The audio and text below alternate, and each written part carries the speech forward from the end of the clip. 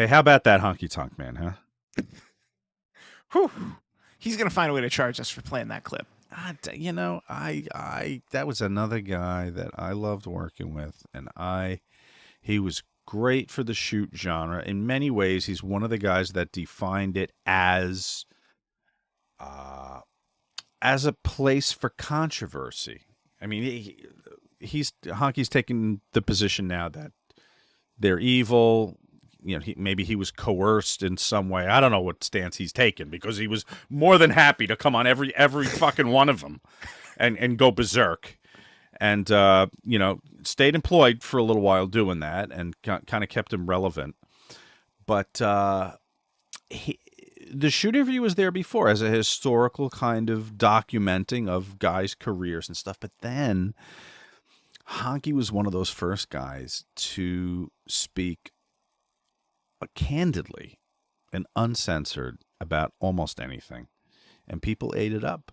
And then the identity kind of changed, not from just these inside retrospectives, hearing about things we're not supposed to know about, to a place that these guys can go and unload on people and have a fucking mental breakdown on camera. It was phenomenal. I loved it. Right? It's what you're looking for. It was entertaining. Now, the Matt Bourne one has gotten a lot of traction, even before the podcast here, about his objections to the F word, the fake word. And Kevin's one of those guys, kind of like Russo, who took a lot of criticism because they would acknowledge I think it's the fake word that people object to, but they would acknowledge that this is not real fighting that's happening. The result isn't real. The fighting isn't real. There are a lot of risks being taken. I think everyone would agree with that. And it takes a great deal of fitness and courage to go in and do this stuff. But it's a fake fight. It's kind of like in the movies, maybe, or a live stage show. Indiana Jones at Universal, kind of like that action. No one's getting blown up. So, yeah, I mean, Nash and guys like Russo who say, yeah, this is, it's fake. It's fake wrestling. Gets so much heat, and I love it. I love listening to the ornery masses object to that. Don't you, as a fan? Yes. Especially because we were talking about Cornette earlier, about how, like, it's a unique experience to seemingly a couple 100,000 fans who will watch AEW on Wednesday and Friday, and then Saturday, Sunday, listen to Jim Cornette rant about AEW.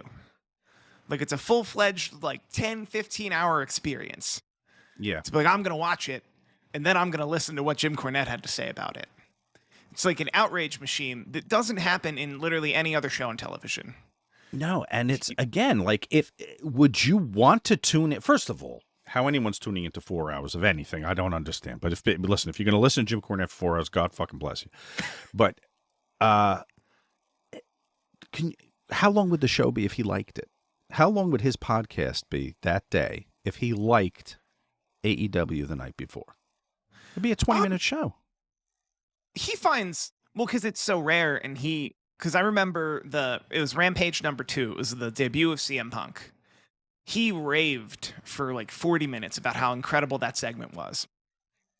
But he found a way to say, this is what they did in this segment, and here are all the times they never did that. Right. This is why this segment was great. This is why their show has been trash. He'll find a way. He's an entertaining guy. You got to go back to that. Here's why it's trash, right? You always kind of got to go back to that. So that's corny. I mean, that's what you get when you go there, right? That's the brand. That's the corny brand.